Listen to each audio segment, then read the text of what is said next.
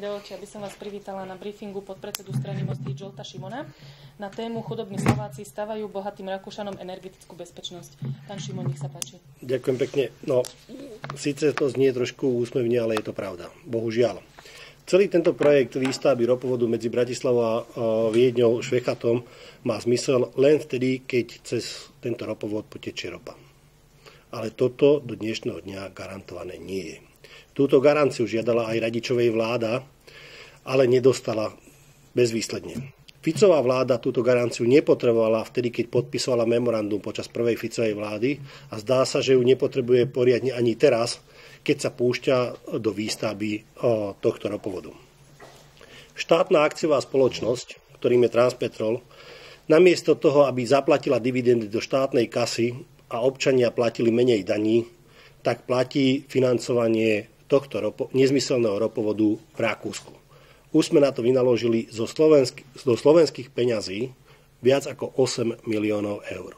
Pýtam sa, koľko ešte chceme vynaložiť. Celkový projekt má stáť viac ako 100 miliónov eur. To znamená, že ešte 70 miliónov zaplatí slovenský podnik pre Rakúšanov. Prečo rakúska strana nedá jednoznačnú garanciu, že cez tento ropovod bude odoberať ropu? A keď nebude odoberať ropu, tak zaplatí za prepravnú kapacitu, ktorá tam bude alokovaná. Do tejto doby, kým toto nebude, tento projekt je len a len zámerom tých, ktorí sa chcú zbohatnúť na výstavbe tohto ropovodu a som presvedčený, že to sú sponzori Smeru. Nikto viac.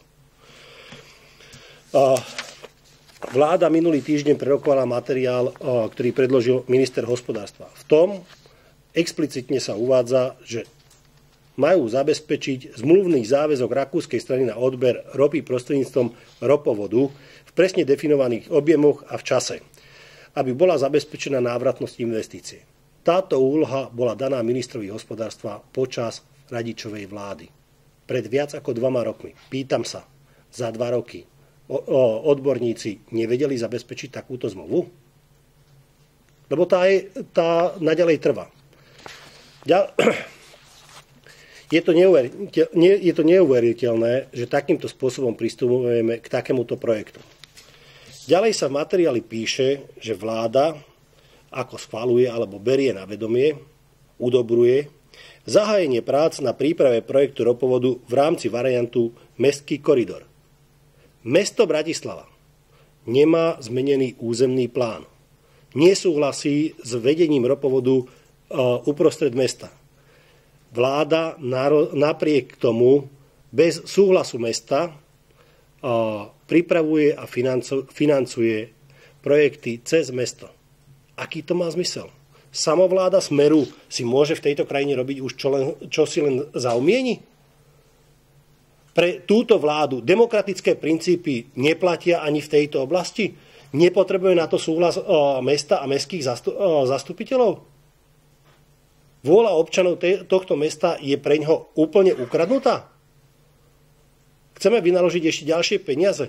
Smer zvyšuje dane, platíme všetci viac do spoločnej kasy namiesto toho, aby sme štátny majetok zefektívne spravovali a odviedli zisk do tohto rozpočtu. Preto dovoľte, aby sme vyzvali vládu Roberta Fica, aby zastavila práce na financovaní projektu, kým návratnosť jednoznačne nie je garantovaná z rakúskej strany. Aby dodržiavala demokratické princípy pri rozhodovaní a príprave územného plánu mesta Bratislava a aby neohrozovala zdroje pitných vôd, pretože aj to je v hre. Ale v takom poradí, ako som povedal. V prvom rade nech nevynakladá pre Rakúšanov ani jeden jediný cent. Chudobné Slovensko, Slováci, ktorí nezarábajú zďaleka toľko ako Rakúšania, máme platiť ropovod pre Rakúšanov, aby sa oni cítili bezpečne, že keď budú potrebovať, tak dostanú viac ropy? Dámy a páni, rakúske ÖMV nemá v pláne zvýšiť svoju výrobnú kapacitu. Keď nechce zvýšiť výrobnú kapacitu a bude spracovávať len toľko ropy, čo dnes odoberá cez súčasný ropovod, tak som presvedčený, že ešte raz toľko ropy cez tento ropovod neodoberie. Je to len záložný zdroj pre Rakúsko. Spätne, keby Slovensko chcelo odoberať z tohto ropovodu ropu, tak nedostaneme, pretože v Rakúsku v tom ropovode je len toľko ropy, čo akurát stačí pre ÖMV. Rakúsko, ktoré Slovenskej republike nechalo a prinútilo nás zastaviť jadrovú elektráreň, som presvedčený, že nebude sa k nám správať veľmi ústretovo vtedy, keby nám malo dať ropu v čase krízy. Toto pre Slovensko nie je žiadnym biznisom. Toto je biznis pre toho, kto to bude stavať. To je 100 miliónov eur v výstavby. Návratnosť nikde. Ďakujem. Ďakujem pekne. Nech sa páči otázky.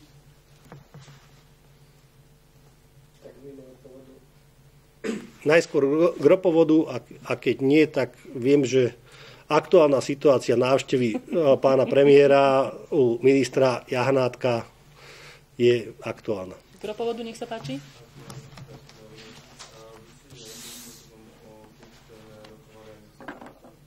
Nie. Toto nie je téma pre rokovanie medzi nami a Slovnaftom. Toto je téma, že štátna akciová spoločnosť, ktorým je Transpetrol, financuje nejakú aktivitu v Rakúsku. V našom prípade musím povedať, že ja som to považoval za nutné opäť túto tému otvoriť a upozorniť na to. Otvárali sme túto tému pred rokom 2010, pred voľbami roku 2010, vtedy, keď naša strana vznikla. Vtedy, keď v Radičovej vláde táto téma bola na stole, tak sme práve my boli tí, ktorí sme žiadali ekonomické zabezpečenie návratnosti, lebo sa bavíme o tom, že je to návratné. Ale ja nevidím jednu zmluvu, že by 1 kubík ročne odobrali. Som povedal, že chcem toto vidieť a potom môžeme ísť ďalej. My nič iné ani aj v tejto chvíli nerobíme, len upozorňujeme na to, že slovenské peniaze, ktoré by mohli skončiť v štátnom rozpočte, dnes vynakladáme na niečo, čo nie je isté, že kde skončí. V čase krízy by sme sa mali správať ekonomicky efektívnejšie a nie vyhadzovať peniaze inde. Ako príklad by som mohol uviesť, že štátne lesy minulý rok odviedli do rozpočtu 20 miliónov eur, pre tento rok to už bude len 5 miliónov. Transpetrol prečo neodvedie peniaze? Dohodárov zoderieme, zvýšime im odvody, teda dividendy a toľko peňazí Transpetrol takto vyhodí na ropovod v Rakúsku. Sme natoľko bohatí? STV, nech sa páči. Nie, chcem sa opýtať, vy ste hovorili, že za vlády Ivety Radičovej ste to teda dali vypracovať, žiadnu garanciu ste tam nedostali. Prečo sa to nezastavilo v tom čase? My sme zadali úlohu ministrovi hospodárstva a celému Transpetrolu, nech predložia ekonomickú návratnosť tohto projektu. Takto sa neudialo a Radičovej vláda viackrát k tejto téme žiadne rozhodnutie neprijala. Ani o koridore, ani o tom, že kde to má ísť, ani ako to má ísť. Žiadny krok sme neurobili, lebo bez ekonomickej návratnosti, kým to nie je zabezpečené, nie je možné urobiť. Ficová vláda v tomto materiáli stanovuje postup, akým budú ďalej postupovať. To znamená, že dopracujú mestský koridor a začnú ďalej. No, my sme povedali, že môžu v tom pokračovať ďalej len a len v prípade, keď bude ekonomická návratnosť. Tá nebola predložená, vláda sa s touto otázkou viac nezaoberala. Nevidím najmenší dôvod, aby vláda, akákoľvek vláda, sa s takouto otázkou výstavby zaoberala bez toho, kým nie je zabezpečená ekonomická návratnosť. K ropovodu sú ešte otázky? Takže priestor má pán Valovič. RTVS. Takže dnes bol ten kontrolný deň. Teda jedna z tém bola, že teda či je na ministerstve všetko v poriadku. Minister má pripraviť nejaké opatrenia na rozmnoženie slovenských výrobkov na slovenskom trhu. Napríklad teda vstúpil do platnosti opäť zákon o... To chce urobiť kopírkou?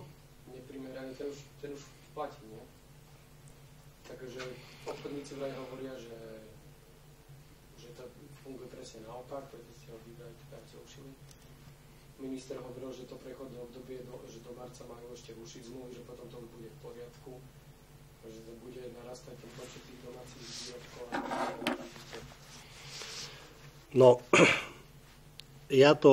ja situáciu na ministerstve pôdohospodárstva tak ružovo, ako pán premiér, nevidím.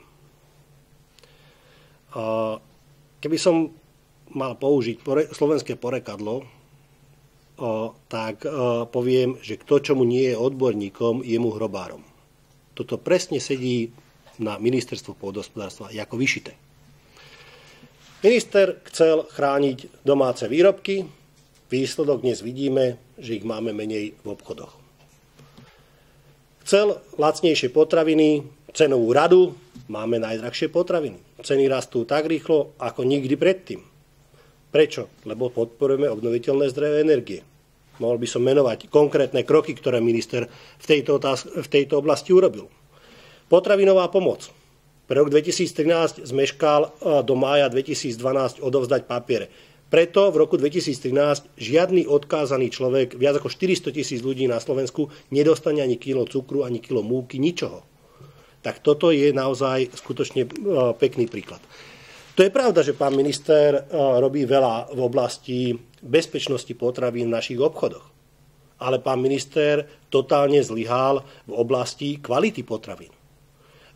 Pre kvalitu sme mali pripravené vyhlášky, ktoré smerovali k tomu, mali riešiť tzv. Dopekance. Mrazené výrobky, ich rozmrazovanie. Pán minister to raz stiahol, potom to znovu mal predložiť. Výsledok je, že takáto vyhláška nie je. Obdobne to platí aj pre oblasť mesa a mäsových výrobkov, kde bolo napísané, že bratislavské párky musia obsahovať aj mäso, nie len separát. Toto všetko nie je urobené. Pokiaľ by som povedal, že priorita, ktorú pán premiér povedal, že je rokovanie vo vzťahu k Bruselu o spoločnej poľnohospodárskej politike, to je taká priorita, že pán minister tak dobre obhajuje naše záujmy, že z 8 rokovaní rád ministrov doteraz sa on zúčastnil len na 3. To je fajn. Minister z 8 rokovaní na úrovni Rady ministrov v Bruseli sa zúčastnil len 3-krát. To je skutočná obhajova slovenskej pozície. Fajn. Takisto by som mohol povedať aj v prípade štátnych lesov alebo organizácií lesného hospodárstva, ministerstva pôdohospodárstva. Všade sa prideľuje drevo na základe klientelistických kritérií.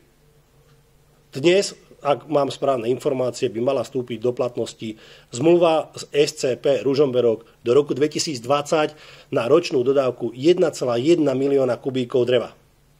Prvá Ficová vláda im podpísala od roku 2007 do roku 2014 a druhá Ficová vláda im dneska podpisuje do roku 2020. Keby to drevo, dnešná situácia na trhu je taká, keby to drevo sme predali spalovňam alebo tetkám na dedinách, aby si s tým kúrili, štátne lesy to predávajú za 50 € kubík.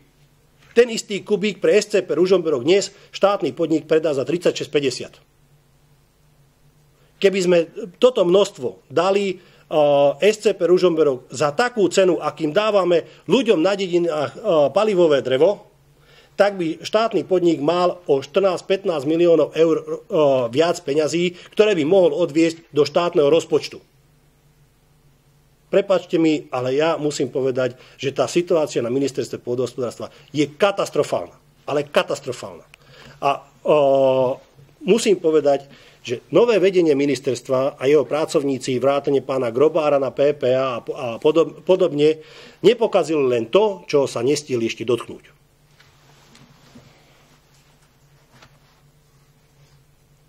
Sú ďalšie otázky? Pokiaľ nie, ďakujeme za vašu pozornosť. Ďakujem. A želáme pekný deň.